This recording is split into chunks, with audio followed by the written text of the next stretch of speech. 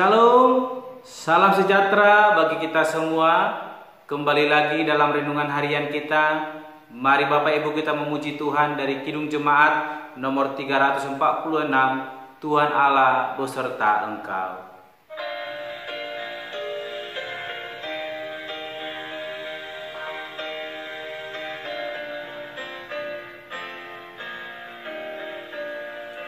Tuhan Allah beserta engkau sampai bertemu kembali.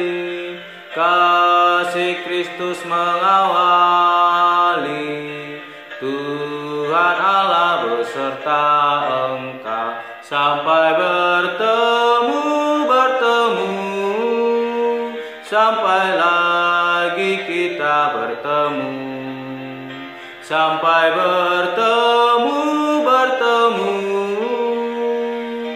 Tuhan Allah beserta engkau. Amin. Mari Bapak Ibu kita membuka Alkitab kita dari kitab Kisah Para Rasul pasalnya yang ke-27 ayat yang pertama sampai dengan yang ke-20.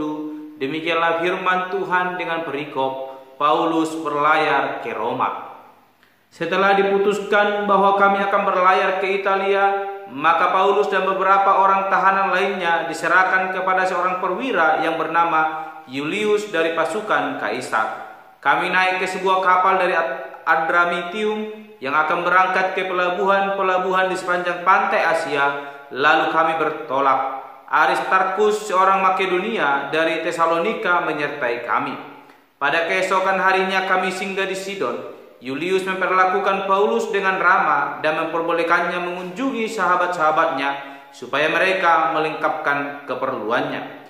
Oleh karena angin sakal kami berlayar dari situ menyusur pantai Siprus, dan setelah mengarungi laut di depan Kilikia dan Pamfilia, sampailah kami di Mira di daerah Likia. Di situ perwira kami menemukan sebuah kapal dari Alexandria yang hendak berlayar ke Italia. Ia memindahkan kami ke kapal itu. Selama beberapa hari berlayar, kami hampir-hampir tidak maju dan dengan susah payah kami mendekati Knidus. Karena angin tetap tidak balik, kami menyusur pantai Kreta melewati Tanjung Salmon. Sesudah kami dengan susah payah melewati tanjung itu, sampailah kami di sebuah tempat bernama Pelabuhan Indah dekat kota Lasea. Sementara itu sudah banyak waktu yang hilang. Waktu puasa sudah lampau dan sudah berbahaya untuk melanjutkan pelayaran. Sebab itu Paulus memperingatkan mereka, katanya, "Saudara-saudara, aku lihat bahwa pelayaran kita akan mendatangkan kesukaran dan kerugian besar, bukan saja bagi muatan dan kapal, tetapi juga bagi nyawa kita." Tetapi perwira itu lebih percaya kepada jurumudi dan nakoda daripada kepada perkataan Paulus. Karena pelabuhan itu tidak baik untuk tinggal di situ selama musim dingin, maka kebanyakan dari mereka lebih setuju untuk berlayar terus dan mencoba mencapai kota Fenix untuk tinggal di situ selama musim dingin. Kota Fenix adalah sebuah pelabuhan pulau Kreta yang terbuka ke arah barat daya dan ke arah barat laut. Pada waktu itu angin sepoi-sepoi bertiup dari selatan. Mereka menyangka bahwa maksud mereka sesudah tentu akan tercapai. Mereka membongkar Saul lalu berlayar dekat sekali menyusur pantai Kreta. Tetapi tidak beberapa lama, kemudian turunlah dari arah pulau itu angin badai yang disebut angin timur laut. Kapal itu dilandanya dan tidak tahan menghadapi angin haluan. Karena itu kami menyerah saja dan membiarkan kapal kami terombang-ambing. Kemudian kami hanyut sampai ke pantai sebuah pulau kecil bernama Kauda, dan di situ dengan susah payah kami dapat menguasai sekoci kapal itu. Dan setelah sekoci itu dinaikkan ke atas kapal, mereka memasang alat-alat penolong dengan meliliti kapal itu dengan tali. Dan karena takut terdampar di beting Sirtis, mereka menurunkan layar dan membiarkan kapal itu terapung-apung saja. Karena kami sangat hebat diombang-ambingkan angin badai, maka pada keesokan harinya mereka mulai membuang muatan kapal ke laut. Dan pada hari yang ketiga mereka membuang alat-alat kapal dengan tangan mereka sendiri. Setelah beberapa hari lamanya, baik matahari maupun bintang-bintang tidak kelihatan, dan angin badai yang dahsyat terus-menerus mengancam kami. Akhirnya putuslah segala harapan kami untuk dapat menyelamatkan diri kami.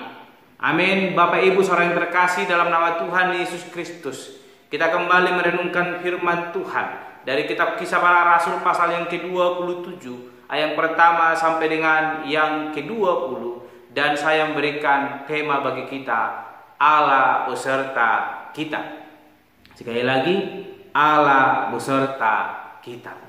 Bapak Ibu saudara yang terkasih dalam nama Tuhan Yesus Kristus, kita melihat bagaimana perjalanan yang boleh dilalui oleh Paulus, di mana dia boleh dipindahkan menuju Roma karena dia dalam tahanannya, dan dia dipindahkan menuju Roma dan menaiki sebuah kapal yang menuju ke Italia. Kita melihat Bapak Ibu, dalam perjalanan ini ada banyak tantangan, bahkan rintangan yang boleh dialami Paulus bersama dengan rombongan yang boleh membawa dia menuju Roma. Kita melihat ada banyak badai topan yang boleh menghampiri kapal yang mereka tumpangi, sehingga Bapak Ibu kita melihat bagaimana mereka harus dari setiap pelabuhan ke pelabuhan yang lain, mereka boleh berhenti dan menentukan waktu yang tepat untuk boleh kembali berlayar. Namun kita melihat di mana ketika angin sakal datang, mereka mulai berlayar menyusuri pantai Siprus, dan setelah itu mereka mengarungi laut di depan Kilikia dan Pamfilia.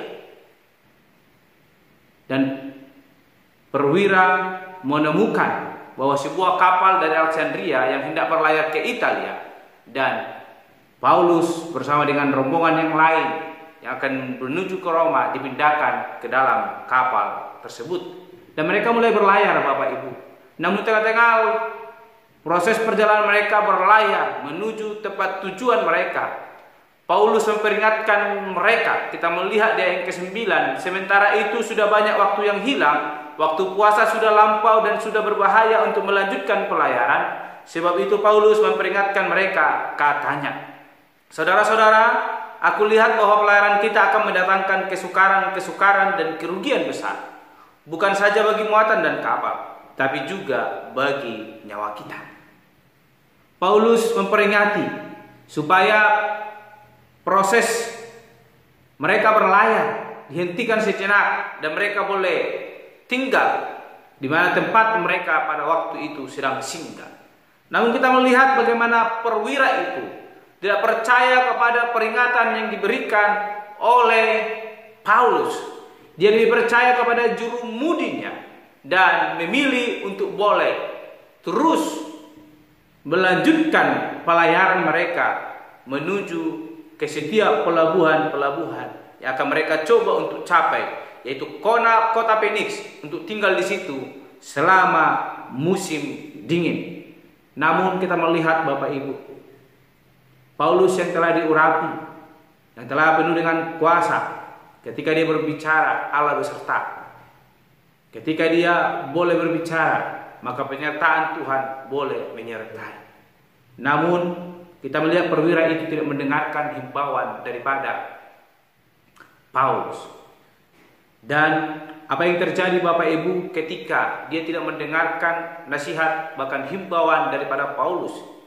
Kita melihat di ayat ke-14 dikatakan, tetapi tidak berapa lama kemudian turunlah dari arah pula itu angin badai yang disebut angin timur laut. Yang ke-15, kapal itu dilandanya dan tidak tahan menghadapi angin haluan. Karena itu kami menyerah saja dan membiarkan kapal kami terombang ambing. Bapak Ibu yang membuktikan bahwa kuasa penyertaan Allah senantiasa memberkati orang-orang yang percaya kepadanya. Bagaimana Paulus dengan keyakinannya bahwa penyertaan Allah memelihara kehidupannya, dan hikmat Tuhan telah dinyatakan dalam kehidupan Paulus untuk boleh memperingati perwira bahkan nakoda kapal supaya berhenti dan tidak melanjutkan proses berlayar mereka ke kota Phoenix. Namun kita melihat mereka yang belum percaya akan kuasa Allah yang boleh senantiasa ada dalam diri Paulus, mereka menghiraukan itu, sehingga kita melihat bahwa mereka mengalami goncangan badai timur yang boleh menghantam kapal mereka. Dikatakan bahwa kapal itu diombang-ambingkan, dilanda oleh angin dari timur dan mereka tidak sanggup menghalaunya, sehingga mereka menyerah saja dan membiarkan kapal itu terombang-ambing. Ini membuktikan bahwa penyertaan Tuhan senantiasa memberkati orang-orang yang sungguh percaya kepadanya. Ketika Paulus berbicara, semua itu terjadi. Ketika Paulus berkata, Allah boleh beserta dalam perkataan Paulus. Oleh karena itu Bapak Ibu, ini boleh mengajarkan kepada kita bahwa Allah senantiasa beserta orang-orang yang percaya kepadanya. Ketika hamba-hamba Tuhan boleh menyampaikan kebenaran firman Tuhan, menasihati kita, mari kita mendengar dengan baik, sehingga itu akan boleh menuntun hidup kita, mengalami akan kasih penyertaan Tuhan Yesus Kristus dalam hidup kita, sehingga kita tidak mengalami badai sakal, tidak mengalami angin timur, namun kita mengalami kasih karunia Kristus yang senantiasa memelihara kehidupan kita. Oleh karena itu jangan pernah bebal, ingatlah, dengarlah bahwa apa yang keluar dari perkataan hamba-hamba Tuhan, semua itu boleh mendidik kita, mengarahkan kita kepada kebenaran firman Tuhan. Oleh karena itu tetap berpegang teguh kepada kebenaran firman Tuhan.